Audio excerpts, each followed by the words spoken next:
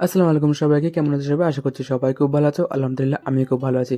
তো বলতে বলতে তোমাদের জন্য একটা রেসিপি নিয়ে চলে আসলাম। এটা হলো মানে একটা চিকেনের একটা আইটেম। তো আজকালকার রেস্টুরেন্টে কিংবা ধাবায় কিন্তু কিংবা পাইস হোটেলে একটা জিনিস বারবার শুনতে পাওয়া যায়, লাল লাল ঝাল ঝাল। তো এই লাল লাল ঝাল ঝাল ব্যাপারটা বাড়ি করতে গেলে না অনেক সময় সেই জিনিসটা হয় না। তো আজকে আমি তোমাদের কিছু টিপস অ্যান্ড ট্রিক্স আমি দেখাবো, যার কারণে লাল লাল ঝাল ঝাল হবে। তো রেসিপিটা প্রথম থেকে শেষ অবধি অবশ্যই দেখো।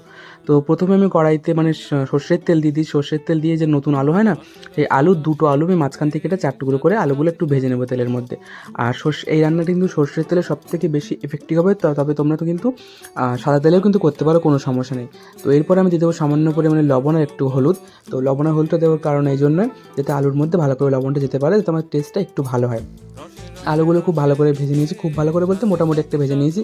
দেওয়ার পর আমাদের কাছে যে মাংসগুলো থাকবে, তোমরা যতটাই মাংস নাও কেন, সেই মাংসগুলো কিন্তু এই তেলের মধ্যে কিন্তু ভালো করে ভেজে নেবো। আচ্ছা, এই তেলের মধ্যে মাংসটা ভাজার কারণ হলো এটাই, যাতে মানে মাংসের যে ফ্লেভারটা, মানে একটু জুসি যে ফ্লেভারটা থাকে না, সেই ফ্লেভারটা কিন্তু তেলের সাথে পুরোপুরি মিশে যাবে। যেটা কিন্তু আগে পেঁয়াজ দিয়ে তারপর চিকেনটা দিলে বা চিকেন বা মাংসটা দিলে এটা কিন্তু মানে ফ্লেভারটা রিলিজ করতে পারে না। চিকেনের যে জুসি ফ্লেভারটা সেটা রিলিজ করতে পারে না। তো এই জন্য কিন্তু তেলের মধ্যে মাংসটা দেওয়া। তো মাংসটা মোটামুটি একটু ভেজে নেবো, জাস্ট সাদাটা সাদাটা কালার চলে আসবে। সেই পর্যায়ে কিন্তু চিকেনটাকে আমরা নামিয়ে নেব। নামিয়ে নিয়ে কিন্তু একটা বাটির মধ্যে ট্রান্সফার করে এটা একটু ঠান্ডা হবে, তারপরে কিন্তু এর মধ্যে দিয়ে দেবো 2 টেবিল চামচ জল ঝরানো টক দই।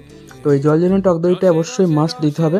আর তারপরে এর মধ্যে দিয়ে দেবো একটুখানি ধনে গুঁড়ো, একটুখানি কাশ্মীরি লাল লঙ্কার গুঁড়ো, আর সামান্য পরিমাণে গরম মশলা। আচ্ছা, এই টক দইটা দেওয়ার কারণে চিকেনটা একটু নরম থাকবে, গোটা গোটা থাকবে। আবার কিন্তু বেশ খেতে ডিলিশিয়াস হবে, একটু রিচ টাইপের হবে, যেটা বোঝাতে চাইছি। আশা করছি তোমরা বুঝতে পারছো টক দইটা কেন দেওয়া হয়। তো এই জন্য কিন্তু টক দইটা দেওয়া হয়, এটা মাখিয়ে কিন্তু খুব ভালোভাবে রাখবে। তো এই রেসিপিটা একবার অবশ্যই ট্রাই করবে, অবশ্যই ট্রাই করবে, আর আমাকে জানাবে কেমন হয়েছে। তো এখানে পেঁয়াজগুলো কিন্তু আমি একদম কুচি কুচি করে নিয়েছি, লম্বা লম্বা করে কিন্তু কাটিনি, একদম কুচি কুচি করে নিয়েছি। নিয়ে সেই তেলের মধ্যে কিন্তু পেঁয়াজটা আমি দিয়ে দিয়েছি। আচ্ছা, এবার তেলটা না পুরো চিকেনের ফ্লেভারটা অ্যাবজর্ব করে নিয়েছে। তারপর আমি দিয়ে দেবো লঙ্কা গুঁড়ো, সামান্য পরিমাণে লঙ্কা গুঁড়ো দিয়ে দেবো। লঙ্কা গুঁড়ো দেওয়ার পরে ভালো করে মিক্স করবো, তারপরে কিন্তু হলুদ গুঁড়ো দেবো। তাহলেই কিন্তু এই লাল ভাবটা আসবে। আর গোটা গরম মশলার জন্য আমি ইউজ করবো কিন্তু একটা স্টার আনিস, আর একটুখানি জয়িত্রী, একটুখানি তোমার ওই কী বলে ওটাকে, কাবাব চিনি, একটুখানি গোলমরিচ, একটুখানি লবঙ্গ, একটু দারচিনি, একটুখানি এলাচ। তো এই গোটা মশলাগুলো এখন এই জন্যই দিলাম, কারণ যদি এটা প্রথমে দিতাম না, তাহলে অত্যাধিক পরিমাণে ফ্লেভার রিলিজ করতো, একটা বেশি মানে ভীষণ কড়া একটা ফ্লেভার হয়ে যেত। কিন্তু এই পর্যায়ে দিলে একটা মাইল্ড কিংবা একটা হালকা একটা ফ্লেভার রিলিজ করবে, যেটা খুব ভালো লাগবে খেতে। তারপরে দিয়ে দেবো 2 টেবিল চামচ পরিমাণে আদা রসুনের পেস্ট। আদা রসুনের পেস্টটা ততক্ষণ পরিমাণে নাড়াচাড়া করবো যতক্ষণ আর কাঁচা গন্ধটা না চলে যায়। যে কাঁচা গন্ধটা চলে যাবে, তারপরে দিয়ে দেবো একটা ছোট্ট পরিমাণে টমেটো পিউরি বা টমেটোর পেস্ট। তো যেহেতু আমরা আগে কোনো টক দই ইউজ করি, তখন টমেটোটা হালকা করে দিলে খুব ভালো হয়। আর এখানে একটুখানি আমি চিনি দিয়ে দিয়েছিলাম, সেটা ক্লিপটা নেই, যাতে স্বাদটা ব্যালেন্স থাকতে পারে। তারপরে সামান্য পরিমাণে কিন্তু নুন দিয়ে দিলাম, বেশি নুন দেওয়া যাবে না, পরে যেহেতু মাংসের মধ্যে নুন দেওয়া হবে, এই জন্য যাতে মশলাটার মধ্যে একটু লবণ চলে আসে, সেই জন্য কিন্তু দিয়ে দিলাম ওটা। তারপরে আমাদের যে ম্যারিনেট করা চিকেনটা বা মাংসটা ছিল, সেটা কিন্তু এর মধ্যে পুরোপুরি দিয়ে দেবো।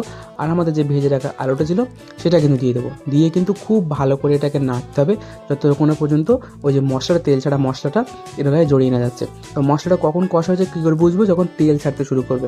এই কিন্তু আরেকটা ট্রিক্স, মানে ট্রিপস না।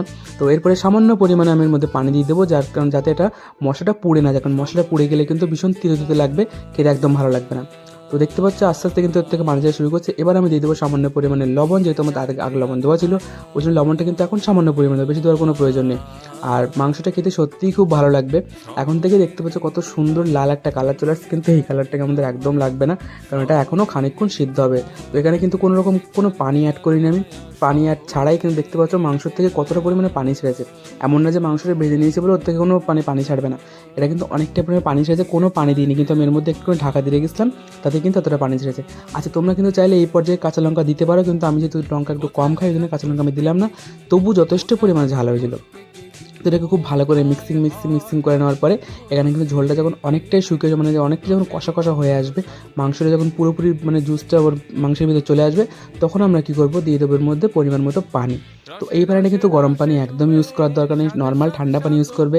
দেখতে পাচ্ছ উপরে কালারটা কতটা লাল চেয়েছে, আমি কোনো ফুড কালার ইউজ করিনি, কোনো আলাদা কিছু করিনি, জাস্ট কিছু ট্রিক্স ইউজ করলাম, একটুখানি মাথা খেলালাম, তো এটা হয়ে গেল। তো দেখতে পাচ্ছ কতটা লালচে লালচে কালার এসেছে, আর এখন কিন্তু এটা দেখতে অনেকটাই ফ্যাকাশে লাগছে, কিন্তু এটা ফ্যাকাশে একদম লাগবে না। এই পর্যায়ে তোমরা ধনেপাতা অ্যাড করতে পারো। আমার যে ধনেপাতা বাড়িতে ছিল, কিন্তু আমার সেই মুহূর্তে না জানি মাথার মধ্যে কী ছিল, ধনেপাতা কাটাও ছিল, তো আমি ওদের দিতে ভুলে গেছি। তবে তোমরা চাইলে কিন্তু এই পর্যায়ে ধনেপাতা, কসুরি মেথি আর সামান্য পরিমাণে ঘি দিতে পারো, কিন্তু এগুলো সম্পূর্ণ অপশনাল, কোনো দেওয়ার দরকার নেই। তো এটা যে লাল কালার আমরা চাইছিলাম, এখন কিন্তু সেই লাল কালারটা একদম আসবে না, কারণ এটা সামান্য পরিমাণে ঠান্ডা হবে। ঠান্ডা হওয়ার পরে কিন্তু এটা রেডিশ কালার বা একটা লালচে টকটকে একটা কালার চলে আসবে। তো কালারটা কেমন হবে তোমরা কিন্তু পরে ক্লিপে দেখতেই পাবে। দেখতে পাচ্ছ কতটা লাল টকটকে একটা কালার চলে এসেছে। আর যেমন আলুর মধ্যে যেমন সমস্ত মশলার ফ্লেভার ঢুকেছে, মাংসের মধ্যে সমস্ত মশলার ফ্লেভার ঢুকেছে। তো এটা কিন্তু তোমরা চাইলে রুটি, ভাত, নান যার সাথে পারো ইউজ করতে পারো। তো এটা কেমন লাগলো অবশ্যই জানিও। দেখা হচ্ছে তোমাদের পরের ব্লগে। টাটা, সবাই ভালো থেকো।